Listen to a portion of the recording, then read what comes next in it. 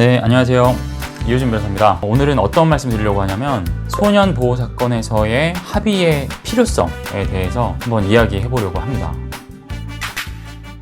이제 소년 보호 사건으로 사건이 소년재판부에 송치가 되면 사건 번호가 부여되고 이제 소환장이라는 게 와요. 그러면 피해자와 합의를 아직 못 봤다라면 이거 피해자랑 합의를 봐야 되는 건가? 굉장히 고민하시는 분들이 많고 저한테 상담받으러 오시는 분들 중에도 피해자와 어떻게 접촉을 해서 지금이라도 합의를 봐야 되는 거 아니냐 걱정하시는 분들이 많아요. 그래서 한번 제가 이야기를 해드리려는 거고요. 일반 형사재판에서는 합의가 굉장히 중요한 의미를 갖습니다.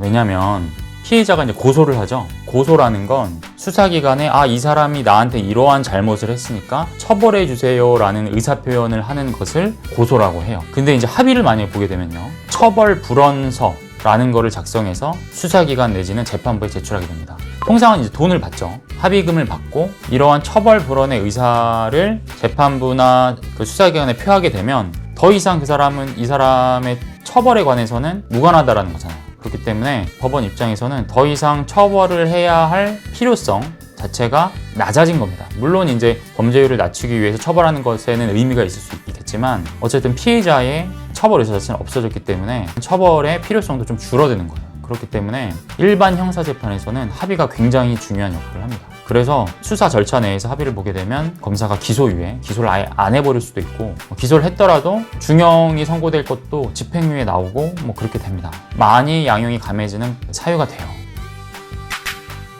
근데 이제 대부분 소년보호 사건에서는 합의가 그렇게 중요하지 않다라고 이야기하시는 분들이 많아요. 변호사님들도 그렇게 이야기하십니다. 근데 저는 조금 견해가 달라요. 제가 오늘 말씀드릴 부분은 소년보호 사건에서도 합의가 꽤나 큰 의미를 갖는다라는 거를 말씀드리고자 하는 것이 이번 컨텐츠의 주입니다. 보통 소년보호 사건에서 합의가 중요하지 않다라고 이야기하시는 분들 근거를 보면 학생은 아직 미성년자죠. 합의를 보더라도 합의금을 주면 그게 학생의 포켓 주머니에서 나온 돈이 아니잖아요. 그죠?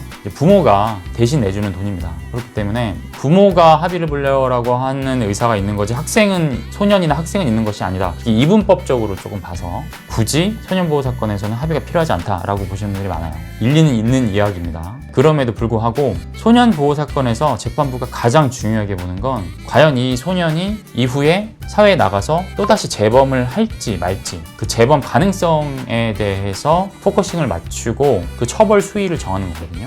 재범 가능성이 없다라고 하면 당연히 낮은 수준의 보호 처분이 나옵니다. 근데 이제 가벼운 사건이라도 이 학생을 뭔가 케어해 줄 사람이 없고 그러다 보면 뭔가 이 친구의 인신을 구속해야 되겠다라는 필요성이 터지기 마련입니다. 판사님 생각에는. 그래서 제가 이제 말씀드리고자 하는 건 무엇이냐, 합의를 본다라는 의미는 부모 자체가 그 아이에게 얼마나 관심이 있고 얼마나 경제적인 능력이 되고 얼마나 이 아이를 잘 케어를 할 수 있는지를 보여주는 척도가 될 수 있다는 겁니다. 합의를 했다라는 건 그 부모가 그 아이에게 그만큼 관심이 있다는 거예요. 관심 없으면 합의도 안 봅니다. 그냥 내버려 둡니다. 수사기관에 갈 때도 합의 얘기도 없고 아이가 혼자 가서 조사받고 법원에 갔을 때도 의견서도 안 내고 부모는 코빼기도 안 비치고 이런 경우가 허다해요. 근데 부모가 어찌됐든 경제적인 자신의 손실을 감수하면서까지 합의를 보고 보호, 훈육 의지를 드러냈다는 거는 분명히 재판부의 긍정적인 시그널이 되고 재범 가능성과 이것이 연결이 돼서 부모가 이러한 노력과 의지를 가지고 있는 사람이라면 재범 가능성을 낮출 수도 있겠구나 라는 심증 형성을 충분히 하게 돼 있습니다. 그래서 소년보호 사건에서 합의는 굉장히 또 중요한 의미를 갖는다.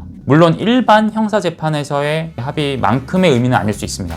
하지만 충분히 소년보호 사건에서도 합의가 중요한 의미를 갖는다라는 걸 저는 말씀을 드리고 항상 저한테 상담 오시는 우리 의뢰인분들 오면 합의를 저는 권고를 드립니다. 최대한 피해자와 접촉을 해서 합의를 이끌어내셔라.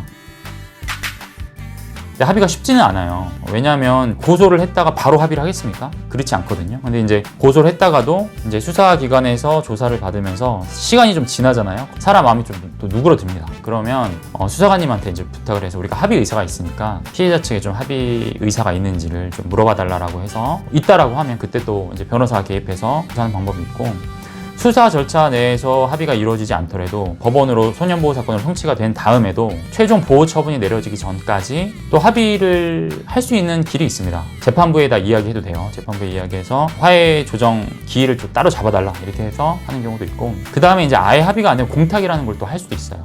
공탁이라는 거는 직접적으로 피해자한테 어떤 금원을 주는 게 아니라 성의를 표하는 겁니다. 법원에 이제 맡겨놓는 거죠. 우리가 이 정도 피해자한테 보존할 생각이 있다라고 돈 뭐 500만 원이든 1000만 원이든 2000만 원이든 사건의 중대성에 맞게 법원에 이제 맡겨놓는 거예요. 그걸 이제 공탁이라고 합니다. 예전에는 공탁이 무조건 피해자의 인적 사항을 알아야 공탁이 됐어요. 그렇기 때문에 마음대로 공탁할 수가 없어요. 근데 2022년 12월 불과 한 2달 정도 됐습니다. 그때부터 이제 법이 좀 개정돼서 이제는 공탁을 인적 사항 몰라도 사건 번호만 알면 할 수 있게 법이 개정이 됐어요. 공탁이 조금 용이해졌습니다. 그래서 소년보호 사건에서의 합의 내지는 공탁이 더욱더 큰 의미를 갖게 됐다.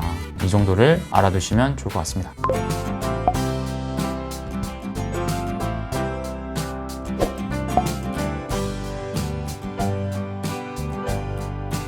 자, 오늘 요약을 하면 소년보호 사건에서의 합의 중요하다고 저는 생각합니다. 충분히 양형 참작 사유로서 처분의 수위를 낮추는데 충분한 의미가 있다. 이렇게 정리해 드릴 수 있을 것 같습니다. 감사합니다.